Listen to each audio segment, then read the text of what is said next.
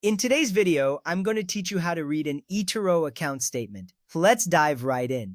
First, you'll need to log in to your eToro account. Make sure you have your username and password ready. Logging in securely is crucial as it protects your account from unauthorized access.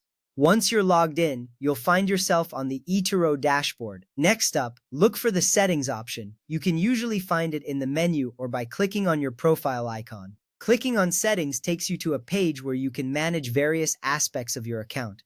From there, select the Account option. This section contains detailed information about your account settings and preferences. It's important because it allows you to customize your account to suit your needs. Now click on Account Statement. This is the feature that allows you to generate a detailed report of your account activities. Analyzing your account statement helps you understand your financial position and make informed decisions. Once you've clicked on Account Statement, you will need to choose the date range for the statement. Consider what period you want to review. It could be the past month, quarter, or any custom range. Selecting the appropriate date range is important as it ensures that you are reviewing the relevant data for your analysis. After selecting the date range, click Create. This action generates your account statement for the selected period. You might need to wait a moment while the system prepares your statement. You'll be able to open or download the statement once it's ready. Having it on hand lets you review it at your convenience. Now, let's go through the different sections of the statement to understand what each one means. First, there's the account summary. This section provides a snapshot of your financial status. It shows your opening balance, closing balance, and overall account activity. Reviewing the account summary is essential as it gives you a quick overview of how your account has performed over time.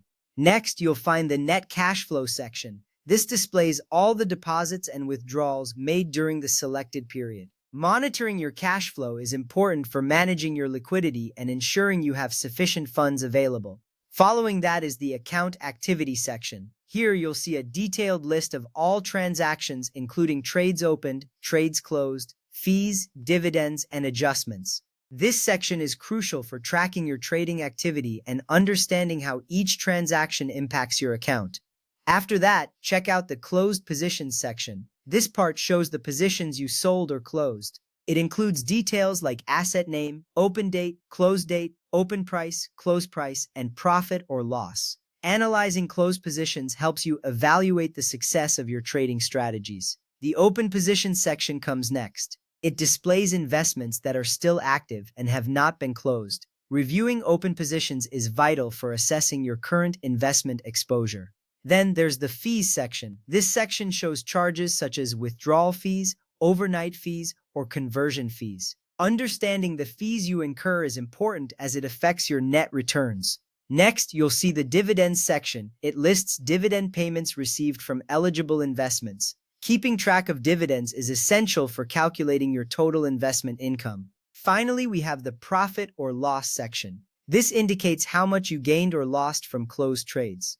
Reviewing your P/L helps you determine the profitability of your trading activities. And there you have it. With this understanding, you're now equipped to analyze your eToro account statement effectively.